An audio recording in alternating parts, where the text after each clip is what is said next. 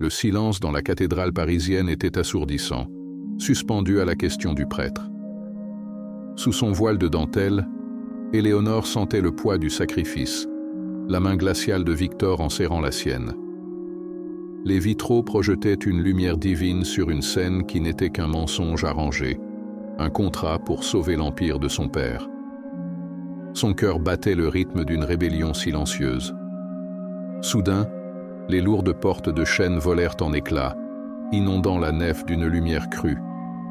Une silhouette masculine, imposante et sombre, se dessina dans l'embrasure. C'était lui, le prince Alexandre, son visage un masque de fureur contenue. Il avança dans l'allée, ses pas résonnant sur le marbre comme une promesse de chaos, chaque foulée la rapprochant d'un destin qu'elle avait cru fuir. Arrivé devant l'autel, son regard d'acier ignora le prêtre et foudroya Victor, avant de se poser sur elle. Ses yeux la déshabillaient de ses vœux forcés, la réclamant sans un mot. Puis, sa voix grave et tranchante brisa le silence sacré. « Elle m'appartient ». Le scandale explosa, un murmure collectif d'horreur et de fascination qui parcourut l'assemblée de l'élite parisienne, médusée. Avant que quiconque ne puisse réagir, il la saisit par le bras, sa poigne une brûlure à travers la soie de son gant. D'un geste violent et possessif, il arracha le voile de sa chevelure, dévoilant son visage au monde. Ce geste symbolique la laissa sans voix, le souffle coupé. Si cette histoire a déjà touché votre cœur, abonnez-vous pour en découvrir d'autres et laissez un commentaire. Il l'entraîna loin de l'autel, loin de sa famille pétrifiée et de l'homme qu'elle devait épouser. Victor tenta de s'interposer, mais la garde princière lui barra le passage, muraille humaine impassible. La robe blanche d'Éléonore balayait le sol froid, une traînée immaculée dans le sillage de son ravisseur. Sa prison dorée venait de se refermer sur elle de la plus brutale des manières. Poussée hors de la cathédrale, son corps tremblant de rage et de peur, Éléonore se retrouva captive de son regard inflexible. Son avenir lui avait été volé en un instant. Alexandre exigeait d'elle une soumission absolue, un silence qui valait acceptation. Mais comment en était-elle arrivée là? Comment une seule nuit, des mois plus tôt, avait-elle pu la condamner à cet homme? 3 mois avant ce jour funeste, la vie d'Éléonore était une partition jouée dans les salons dorés de Paris. Héritière d'un empire financier qui semblait éternel, elle évoluait dans un monde de soie et de promesses. Pourtant, sous les lustres de cristal, une ombre s'étendait, un silence pesant qui annonçait la fin d'une ère, le parfum des roses dans le grand hall commençant à sentir le déclin. La vérité éclata un soir d'automne, dans le bureau de son père. Les livres de contes, ouverts comme des blessures sur le bois sombre, racontaient une histoire de dettes et de désastres. L'empire familial s'effondrait, menaçant de les emporter dans sa chute. Son père, l'homme qui lui semblait invincible, avait les épaules voûtées par la honte, son regard fuyant les portraits ancestraux qui les jugeaient du haut des murs. La solution fut présentée comme un sacrifice nécessaire, un contrat pour sauver leur nom. Victor, un magnate sans scrupules dont la fortune pouvait éponger leurs dettes, exigeait sa main en mariage. Ce n'était pas une union, mais une transaction. Éléonore devenait la monnaie d'échange, son avenir scellé par une signature au bas d'un document qui la privait de son âme et de sa liberté. Dès lors, chaque jour fut une lutte silencieuse pour ne pas disparaître. Derrière les fenêtres de sa chambre, elle observait un Paris vibrant dont elle se sentait exclue, prisonnière d'un destin qu'elle n'avait pas choisi. Sa résistance n'était pas dans les cris, mais dans le refus de laisser la peur éteindre la lueur de défi qui brûlait encore au fond de ses yeux, une promesse qu'elle se faisait à elle-même. Puis, une invitation arriva, comme un murmure de rébellion dans le silence de sa cage dorée. Le plus grand bal masqué de la saison. Une nuit où les identités se perdaient derrière le velours et les plumes. Pour Éléonore, c'était plus qu'une fête. C'était une dernière chance de respirer, de danser une dernière fois en tant qu'elle-même, avant de devenir la propriété d'un autre, un dernier acte de liberté. Ce soir-là, le cœur battant d'une angoisse mêlée d'espoir, elle choisit une robe sombre et un masque qui cachait ses larmes. Elle quitta la demeure familiale sans un mot, glissant dans la nuit parisienne comme une fugitive. Elle ignorait alors qu'en cherchant à échapper à sa prison, elle se dirigeait tout droit vers un homme qui allait construire pour elle un tout autre genre de château. Le palais scintillait de mille feux, un océan de musique et de rire où Éléonore se sentait une étrangère. Son masque de velours noir était une armure fragile contre ce monde d'opulence qu'elle s'apprêtait à quitter pour toujours. Chaque note de violon semblait se moquer de sa liberté éphémère. Elle se tenait près d'une colonne de marbre, observant la danse des masques, cherchant un souffle d'air pur. C'est alors qu'un regard la captura à travers la foule. Un homme se tenait dans l'ombre, sa silhouette imposante détonnant avec l'insouciance ambiante. Son masque d'argent ne cachait rien de l'intensité prédatrice de ses yeux. Il ne dansait pas. Il observait. Et son attention, lourde et sans équivoque, était entièrement tournée vers elle, comme un aigle qui aurait repéré sa proie dans la volière dorée. Il traversa le salon avec une lenteur délibérée, fendant la foule qui s'écartait instinctivement sur son passage. Arrivé devant elle, le silence s'installa entre eux, plus puissant que la musique. Sa voix, grave et légèrement rauque, fut une caresse dangereuse. Une colombe noire dans une cage de lumière. Vous fuyez quelque chose ou quelqu'un? Son audace la laissa sans voix, un frisson parcourant sa peau. Sans attendre de réponse, il lui tendit la main. Ce n'était pas une invitation, mais une affirmation de pouvoir.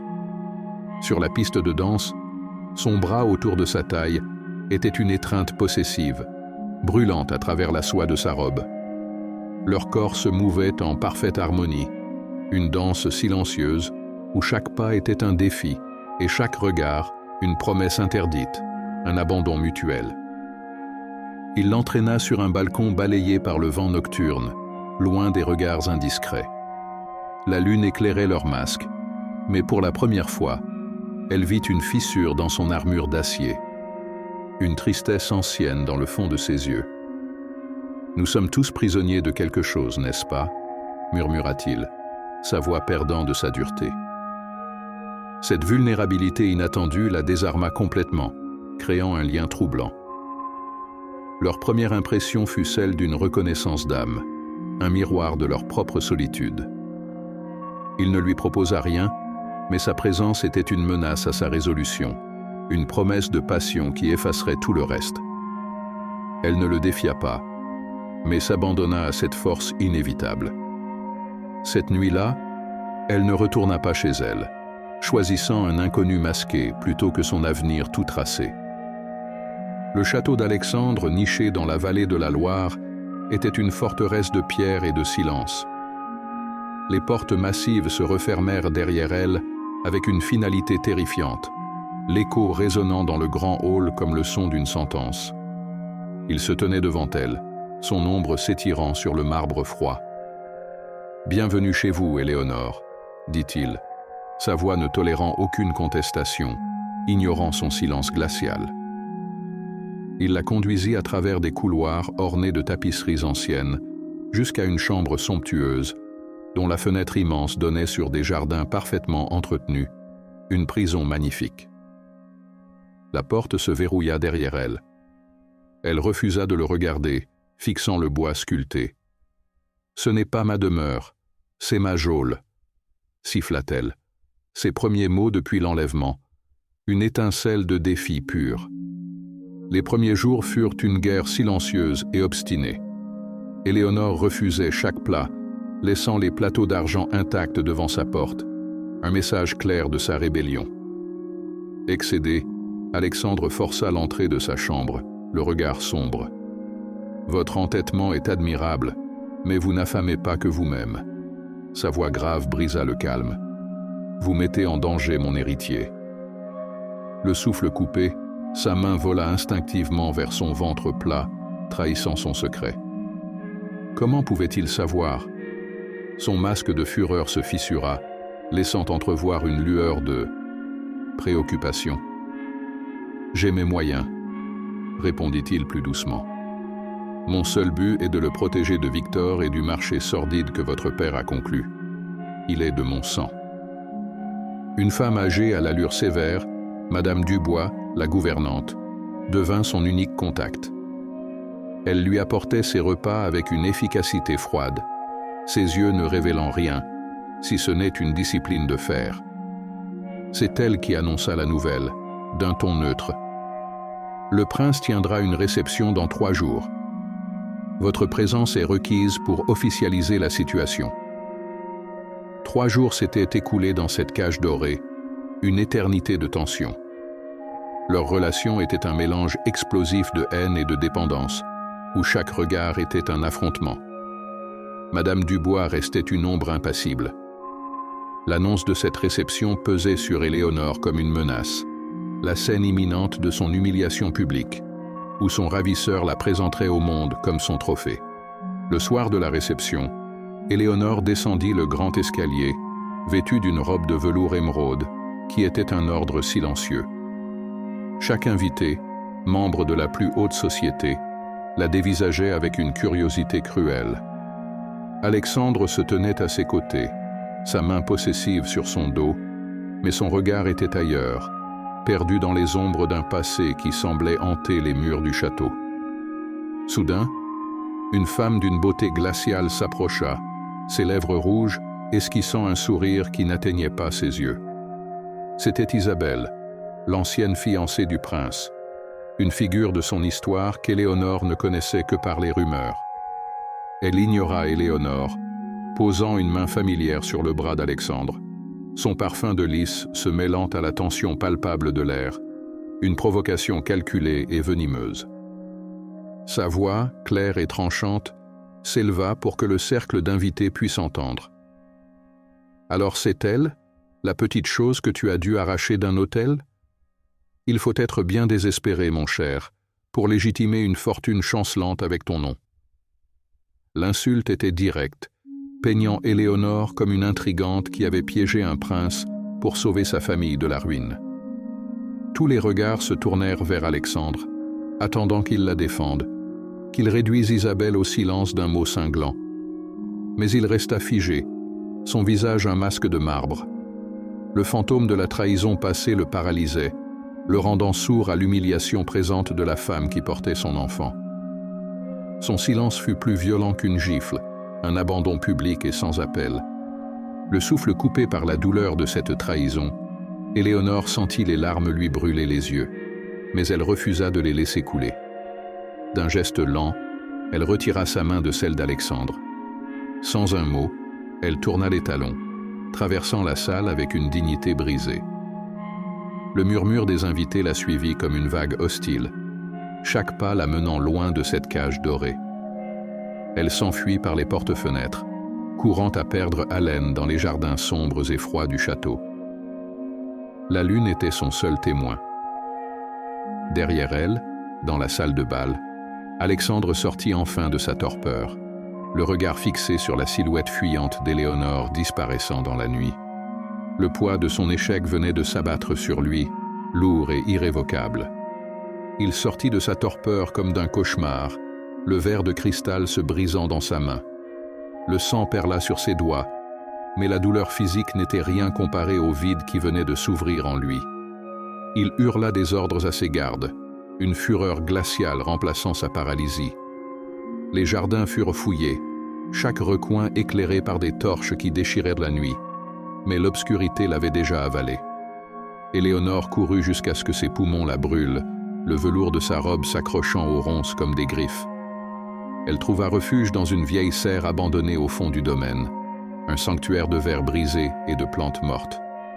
Frissonnante, elle s'enroula sur le sol froid, une main protectrice sur son ventre. La trahison de son silence était une lame de glace plantée dans son cœur, plus vive que le froid de la nuit. Les jours suivants, le silence du château devint le véritable tortionnaire d'Alexandre.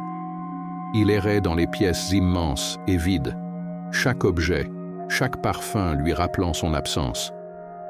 Il s'enfermait dans son bureau, fixant la porte close comme s'il espérait la voir apparaître. Le pouvoir et la richesse qui l'entouraient n'avaient plus de sens. Il était le roi d'un royaume désert, hanté par la femme qui l'avait anéanti. Avec l'aide discrète d'une jeune servante apitoyée par sa détresse, Éléonore avait pu quitter le domaine avant l'aube. Elle avait trouvé refuge dans un petit village de Provence, loin de l'opulence parisienne et de la froideur du Val-de-Loire. Dans une chambre modeste louée au-dessus d'une boulangerie, l'odeur du pain chaud était son seul réconfort, un symbole de vie simple et d'un fragile anonymat retrouvé. La rage initiale d'Alexandre s'était muée en une détermination froide et implacable. Il avait engagé les meilleurs enquêteurs du pays, leur donnant une seule instruction: la retrouver à n'importe quel prix. Chaque rapport négatif était une nouvelle blessure à son orgueil brisé. Il ne dormait plus, obsédé par son visage, par le souvenir de sa dignité qu'il avait laissé piétiner. Ce n'était plus de la possession, mais une quête de rédemption. 2 mois s'écoulèrent, une éternité de silence et de distance. Éléonore avait trouvé une paix précaire dans un village côtier de Normandie, où le bruit des vagues apaisait son âme tourmentée. Un soir, dans son bureau parisien, un détective déposa un dossier devant Alexandre. À l'intérieur, la photo d'un pendentif vendu chez un antiquaire. Il le reconnut instantanément. Le bijou de sa mère. Il avait enfin une piste, un nom de village. Le rapport posé sur son bureau, Alexandre ne perdit pas une seconde. Il quitta Paris dans la nuit, sa voiture de sport fendant l'autoroute en direction de la Normandie, le moteur rugissant comme la tempête dans son âme. Chaque kilomètre qui le séparait d'elle était une torture, chaque image de son visage une accusation. Il ne fuyait pas son propre chaos, il courait vers sa seule chance de rédemption. Le petit village de pêcheurs était battu par les vents et l'odeur de l'iode, un monde à l'opposé de ses palais dorés. Alexandre marcha sur les pavés humides, le cœur serré, montrant la photo du pendentif à des visages méfiants. Il se sentait étranger, un prédateur dans un sanctuaire de paix. Chaque porte qui se fermait était un rappel de celle qu'il avait lui-même verrouillée, la retenant prisonnière. Il la vit enfin, au crépuscule, sur la jetée. Elle regardait la mer déchaînée, le vent marin fouettant ses cheveux dénoués, une silhouette frêle mais inflexible face à l'immensité. Son ventre, désormais légèrement arrondi sous son manteau simple, était une promesse silencieuse. Un flot de culpabilité et de désir le submergea, si violent qu'il lui coupa le souffle, le clouant sur place à quelques mètres d'elle. Lorsqu'elle se retourna, leurs regards se croisèrent. La surprise sur son visage fut vite remplacée par une froideur glaciale, une muraille de glace qu'il avait lui-même bâtie. Elle ne cria pas, ne s'enfuit pas. Elle resta là, immobile, son silence plus accusateur que n'importe quel reproche. Il s'avança lentement, les mains vides et ouvertes, un geste de paix qu'elle ne semblait pas prête à accepter. « Je ne suis pas venu pour vous reprendre, Éléonore. » Sa voix était basse, presque brisée par l'émotion. Il ouvrit la paume de sa main, révélant la boucle d'oreille de cristal qu'elle avait perdue au bal masqué. « Je suis venu chercher la femme qui portait ceci, pas la prisonnière que j'ai créée. J'ai gardé ça pour me souvenir de la seule nuit où j'ai été libre, moi aussi. » Ces mots restèrent en suspens entre eux, portés par le vent salé. Elle le fixa, son expression indéchiffrable, son cœur un champ de bataille entre la méfiance et une lueur d'espoir vacillante. Le bijou scintillait dans sa main, un fragment de leur passé, une clé potentielle pour un avenir incertain. Elle ne répondit rien, mais pour la première fois, elle ne recula pas, le laissant s'approcher un peu plus. Mon silence. Cette nuit-là, c'était la voix de ma propre lâcheté. J'ai été trahi autrefois, d'une manière qui a gelé mon cœur. J'ai cru qu'en vous possédant, je pourrais empêcher la douleur de revenir. Mais je n'ai fait que la recréer pour vous, Je suis devenu le monstre que je craignais, et je vous ai offert les chaînes que je portais moi-même. Le soir de cette réception, te voir blessé par les mots d'Isabelle, et rester là, muet, ce fut mon plus grand échec. Mon orgueil m'a paralysé, mais mon cœur s'est brisé en même temps que le tien.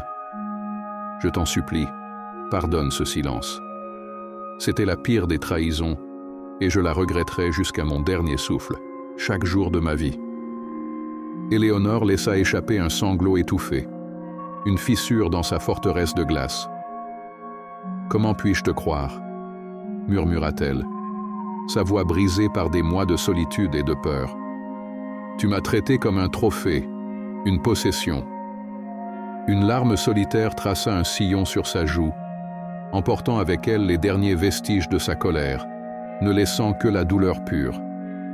Alexandre s'approcha, son geste d'une lenteur infinie, et effleura sa joue pour essuyer cette larme.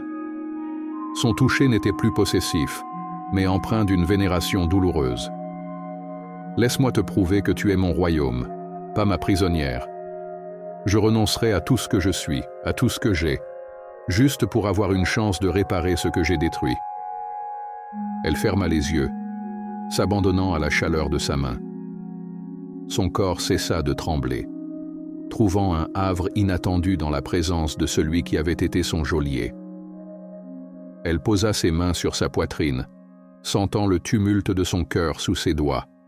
« Reviens avec moi », souffla-t-il, son front contre le sien, une prière plus qu'un ordre.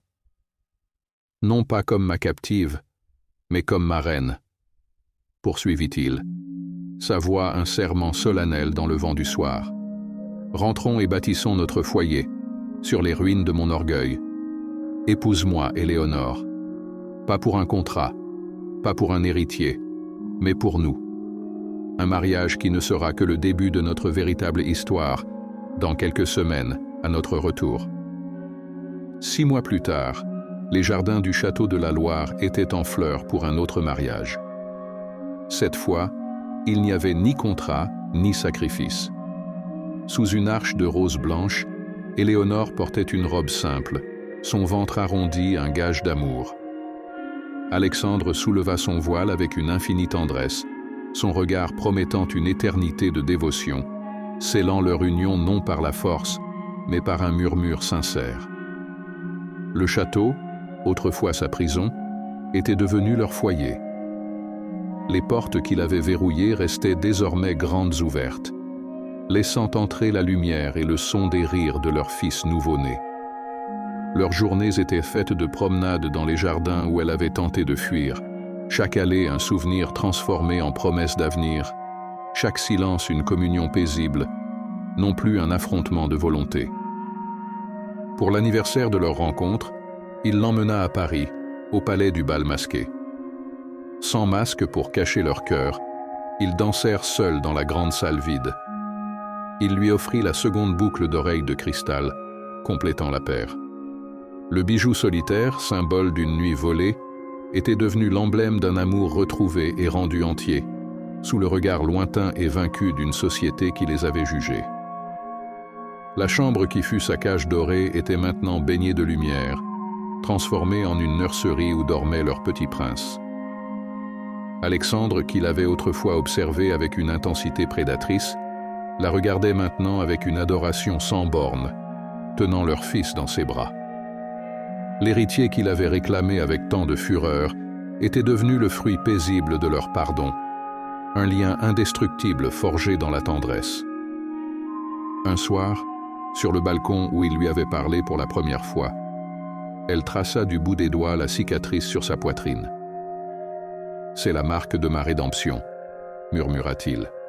« Le jour où j'ai compris que te protéger était plus important que de te posséder. » Elle posa sa tête contre son épaule, sentant la force tranquille de l'homme qui avait appris à se rendre pour tout gagner. Depuis les remparts, il contemplait leur domaine sous la lune. Il l'enlaça, son étreinte un refuge, non plus une chaîne. « Mon royaume n'a jamais été ces terres », lui souffla-t-il à l'oreille. « Il a toujours été toi. » La princesse captive avait trouvé sa liberté dans les bras de son ravisseur, et le prince solitaire avait enfin découvert son véritable foyer, au creux de son cœur.